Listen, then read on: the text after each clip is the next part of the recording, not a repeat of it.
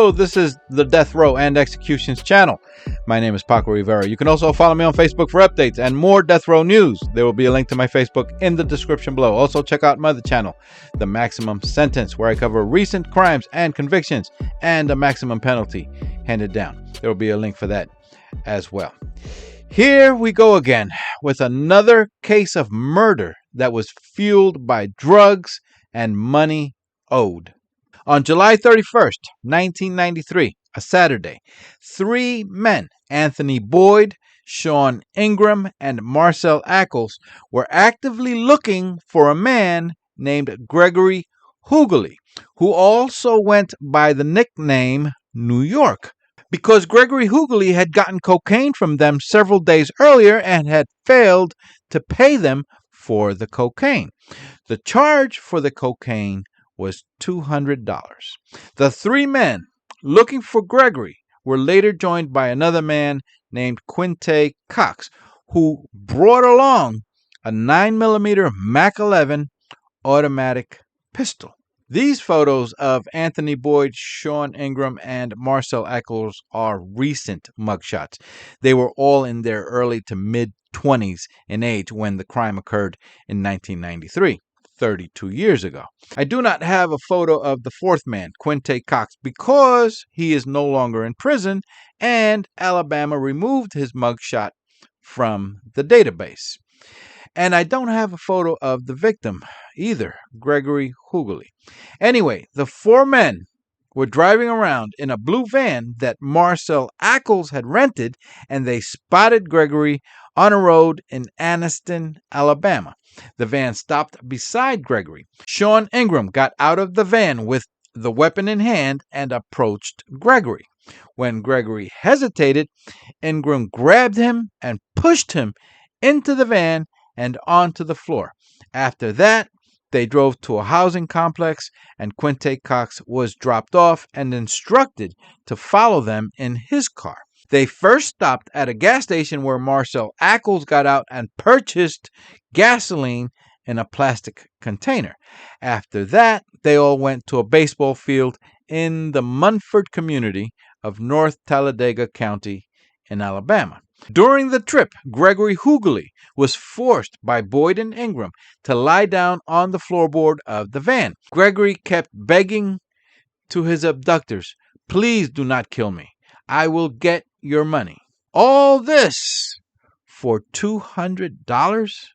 When they all arrived at the baseball field sometime between 7 and 8 o'clock that night, Shawn Ingram made Gregory lie down on a park bench. Marcel Ackles then taped Gregory's hands and mouth with duct tape, and Anthony Boyd taped his feet.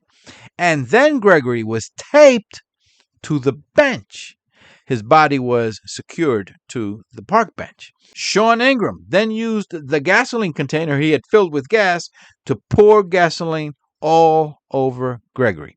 He then poured a 2-foot trail of gasoline away from the bench on the ground and lit the trail of gasoline on fire and watched as Gregory was set on fire while still alive. The four men, Anthony Boyd, Shawn Ingram, Marcel Ackles, and Quintay Cox, stood there for about 10 to 15 minutes watching Gregory burn to death until the flames finally burned out for a debt of $200. Shawn Ingram and Marcel Ackles left in the van and returned to Anniston, Alabama. Quintay Cox and Anthony Boyd returned to Anniston in Quintay Cox's car. There isn't a whole lot of details into the investigation of the murder and how police were ultimately able to track down the four men, but there is a lot of information in the case files showing that after this crime was committed, one or more of the four men, maybe all of them, did a lot of talking around town to friends and family about what they had done. Thank God they are that stupid. So it's a safe bet to assume that the investigators honed in on the four men from tips that they received. And there was a man who actually witnessed the abduction. He was right there when it happened. a man named Louis Butts would later testify in court that he had heard New York yell, "I ain't getting in because y'all gonna kill me." Remember that Gregory's nickname was New York. Butts heard Shawn Ingram's reply, "You're going to get in now or I'll kill you now." Butts then observed Ingram pull New York into the van. By May of the year 1995, a little over 2 years later, their trials ended with sentences being handed down. As you know, Anthony Boyd was sentenced to death and is set to be executed on October 23rd of this year. Shawn Ingram was also sentenced to death and remains on death row awaiting his execution. According to the reports, Shawn Ingram had an opportunity to negotiate a plea agreement for a reduced sentence with the possibility of parole.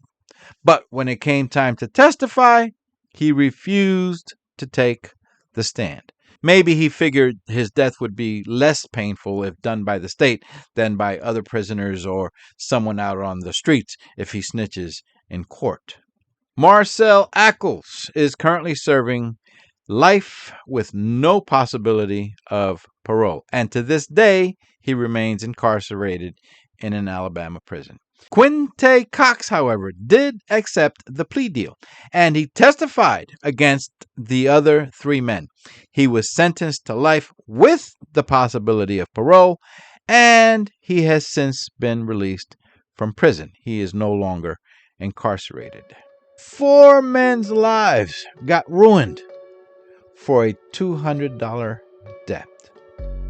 Please go ahead and hit the subscribe button for more death row and upcoming execution stories so that you'll learn when the next one comes out. You can also follow me on Facebook for updates and more death row news. There will be a link to my Facebook in the description below. My name is Paco Rivera. Thank you for watching. Take care and bye for now.